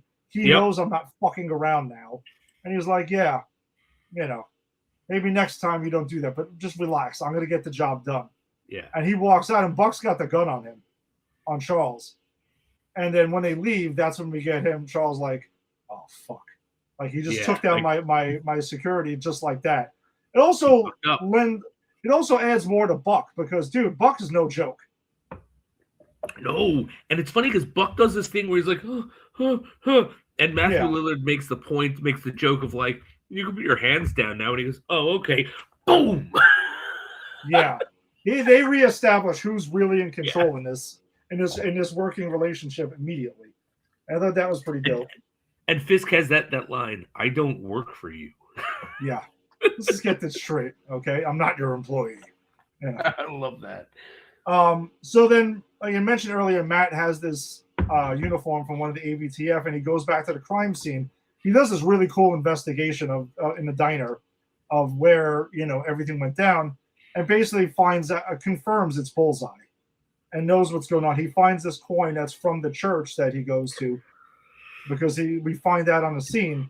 And then he goes back to the church and questions the priest that we knew Bullseye spoke to in episode 1.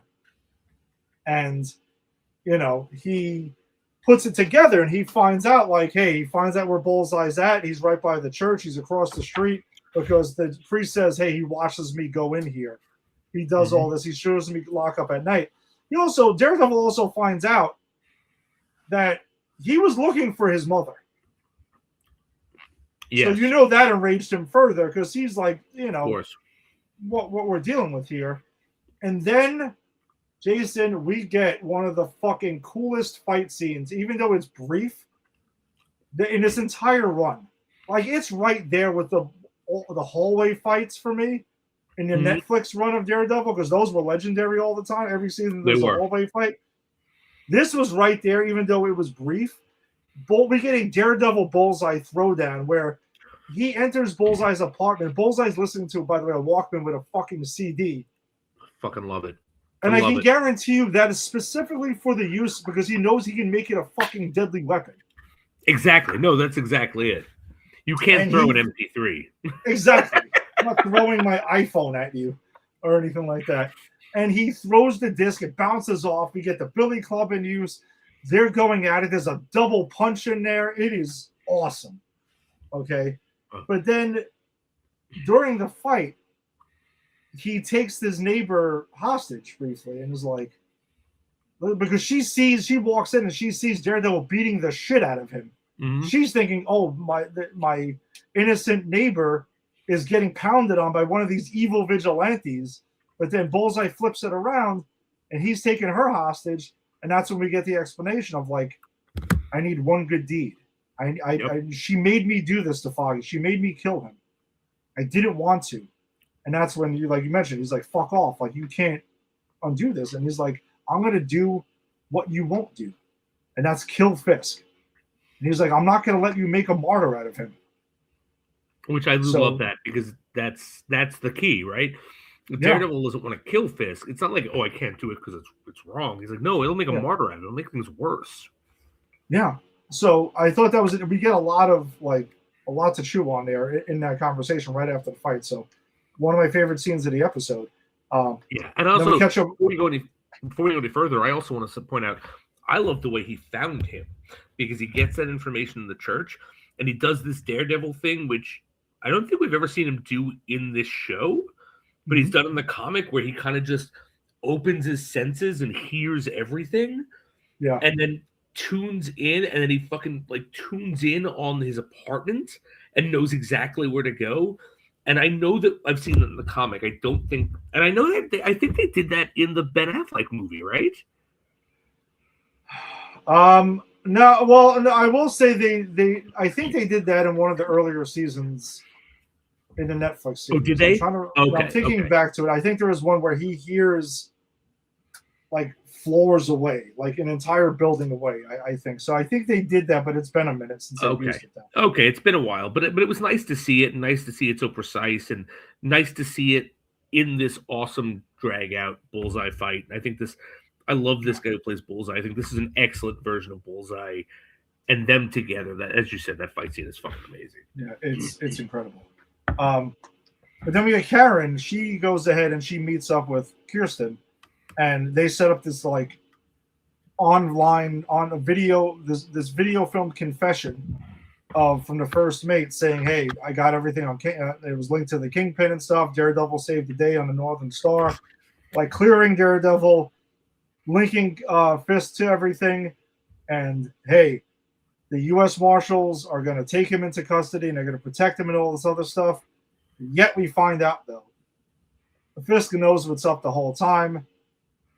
He sees Buck, and he tells him, because Buck is like, "Hey, I'm going to stay here for protection." And he goes, "No, you got somewhere to be."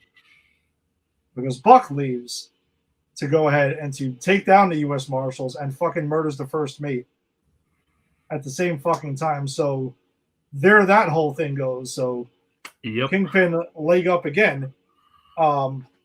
And I mentioned earlier the White Tiger's friend, passes on the disc to BB.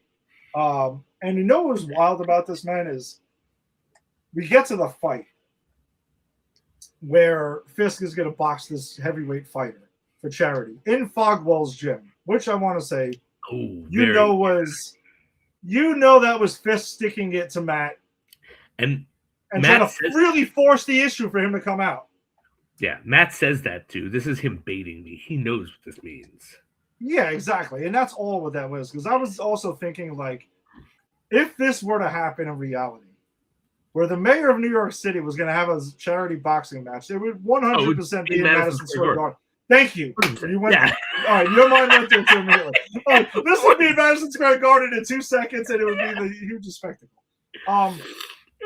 Badass by. I love the fact that we went there too.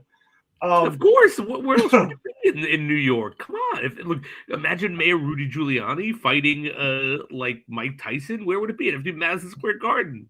Absolutely, Come here, Mike Tyson. Come here, fight me. Sorry, Rudy.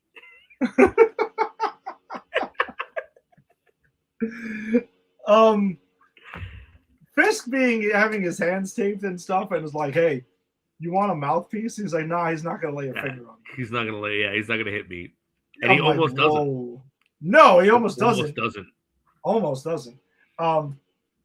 But Fisk is in the ring. He's beating the piss out of this fucking guy, and only gets briefly distracted when Vanessa shows up. And the guy lands a hit on him. And that was the cardinal sin, because you embarrassed me in front of Vanessa.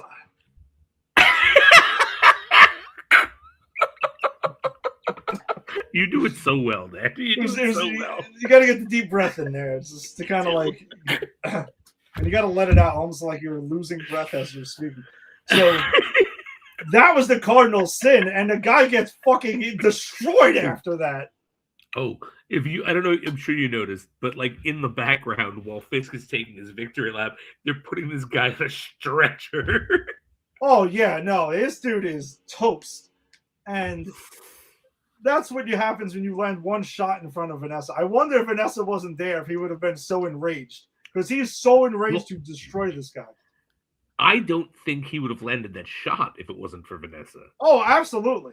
I was just saying, hypothetically, if he did. But hypothetically, nah, I don't think so. I think because I think Fisk would have been like, all right, whatever, he landed a shot. That's on me. But it happened in front of Vanessa.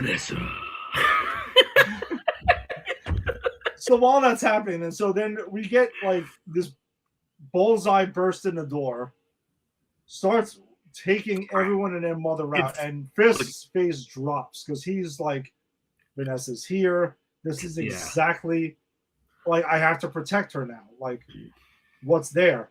And she reacts because she's like, fuck him. She pulls out a gun to shoot him.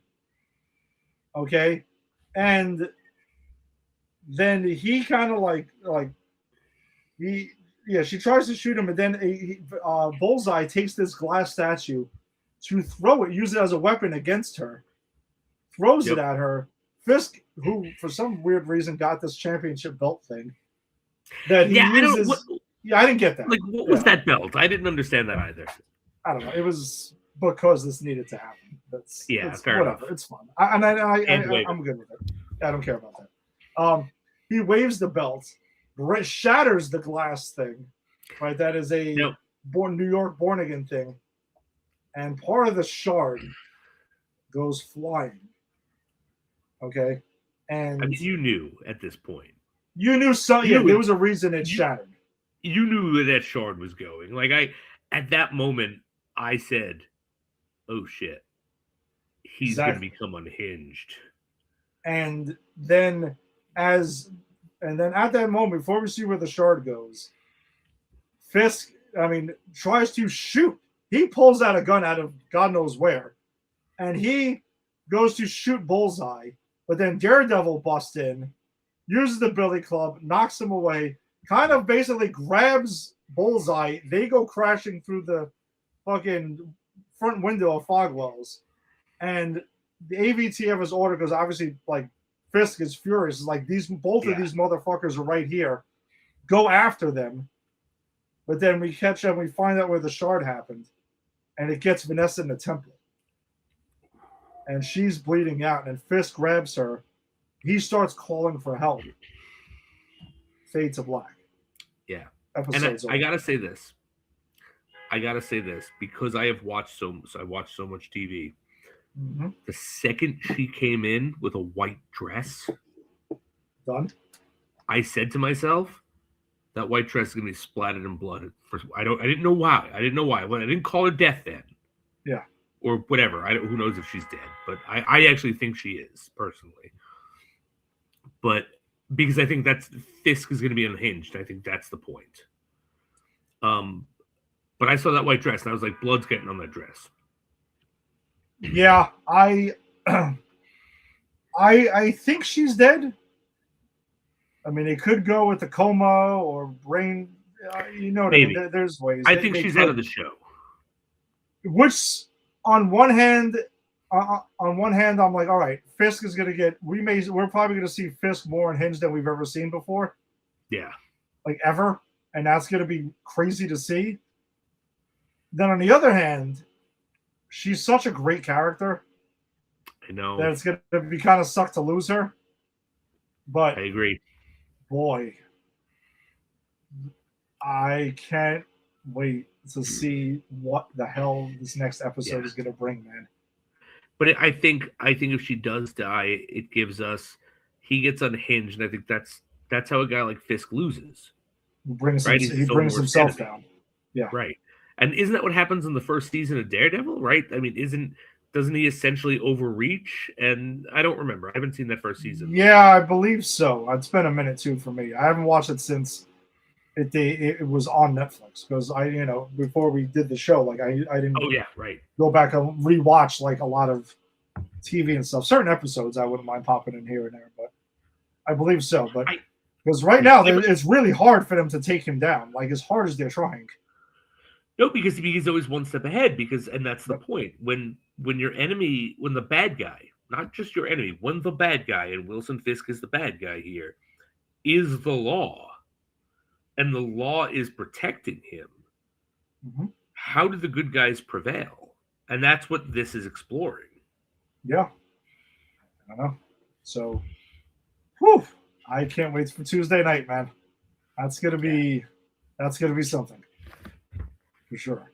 Yeah, I'm very excited. I'm excited for all of these. I want to. Yeah, no, dude. Like I said in the beginning, we're eating good right now, man. As comic book, TV show, movie fans and stuff, we live it up because for a few more weeks, these 3 shows are going to be running at the same time, and it's going to be absolutely glorious.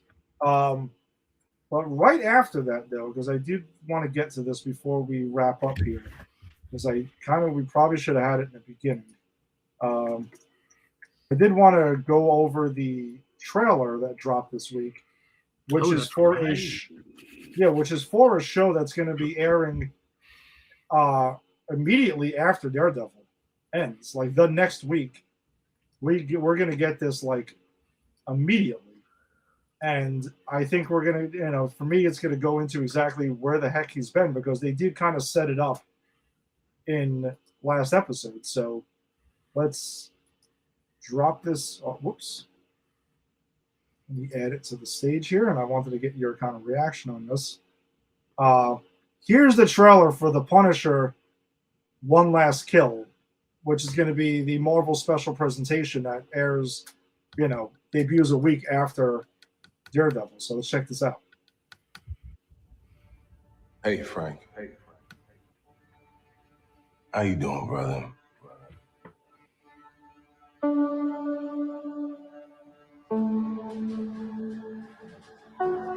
Talk to me.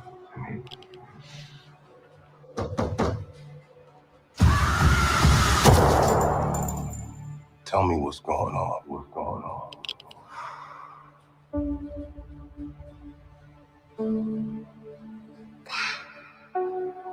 Think God's gonna forgive us for the things we've done?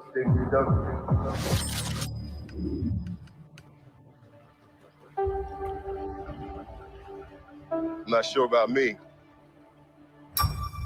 For you? You ain't got a fucking chance.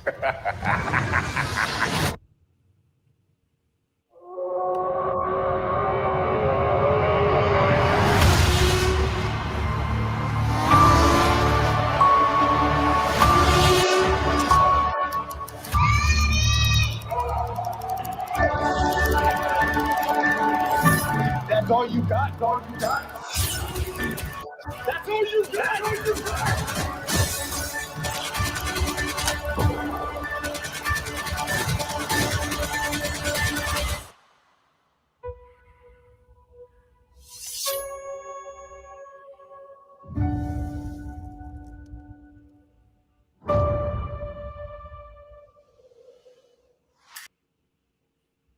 Wow. I think that looks great. I mean, I'm responding to the stylistic aspects of it because I have no idea what the story is, but I think that looks great. I mean, I'm seeing the Punisher punishing. I'm seeing it looks like there's some drama there. I actually really like Bernthal as an actor. I didn't know he wrote because he was credited as like writing part of this. Yeah. I got no complaints about this. This has made, as we always go, as a trailer, this has made me more excited to see the show. Yeah, because I wasn't really sure what we were getting. I mean, I was excited that we were getting something Punisher on his own. But this looks nuts because it's only going to be an hour. Okay. So it's a mini movie that they have to communicate this entire story in one shot. Because to me, that's what I'm starting to think. Like maybe this takes place in one day and it's just one day in the life of Frank Castle with that, which could be a wild, no holds barred banana balls friggin' story, which is what I'm getting. I also would be, and again, we're also going to get Punisher in Spider-Man Brand New Day as well. So, yeah, that's true. So maybe this is somehow related. Yeah, it might be. Tim has got a comment over here. By the way, I did email him the link too. It looks like a video game chapter when the heroes in a dream cycle are hit with Scarecrow gas. Yeah, it could be. Maybe this is kind of like a dream sequence thing, but yeah, I don't know. My guess is it's going to be we're going to find out what the hell he's been doing, and this is kind of what he's been doing why he's not involved in this battle, with Daredevil and stuff like that. Whether Matt would want to help or not, because Matt's made it very clear he doesn't want this help. This is what he'd be doing. Right. But I think you're right. I think this is going to be explaining, because I don't think he gives a shit if Matt wants to help or not. If he's there, and he wants to help, he's going to help. And I think because he escaped, we expect him to. So I think, this is going to be explaining why he's not in this, which I'm fine with. I don't need him to be in this. I agree, but I also, we're going to see plenty more Punisher stuff. I would love for them to kind of get a series going again, which could still happen. I mean, that would be cool. I mean, again, I like Bernthal a lot. I think there's stuff to explore there. Like, there's a reason Punisher premieres as a Daredevil villain, right? Yeah. Because villains are very often the mirror image of their hero, right? Batman, Joker, Green Lantern, checks notes, Yellow Lantern. Sinestro? Yes, Sinestro, exactly. But it's Green Lantern, Yellow Lantern. Come on. Yes. But Spider-Man, Venom, yes. Right. But so that would make sense. And then him becoming more of an anti-hero, but he shares so many strands of DNA with Daredevil, like the darkness and all that. It makes sense for him to have his own show. Like they're kind of two peas in a pod. Yeah, I would be really surprised that if they don't restart it or do more than this as well, because Bernthal's also apparently a huge Punisher fan, and it means that the character seems to mean a lot to him. So he's heavily invested in it. So he wants. I would imagine we're going to see more of him past the special presentation and past Spider-Man Brand New Day. So I'm sure. Yeah, I'm excited for it, man. To me, I think we're going to get out of an hour, we're going to get balls to the wall, 45 minutes of just nonstop adrenaline, which is what I think a Punisher project should be. I agree, and I think it'll also. I'm hoping, and I do think it will give us some character stuff too, because I think that's Frank Castle's an interesting character. That's what I love about these interpretations of these characters is they are interesting characters. There's rich material there.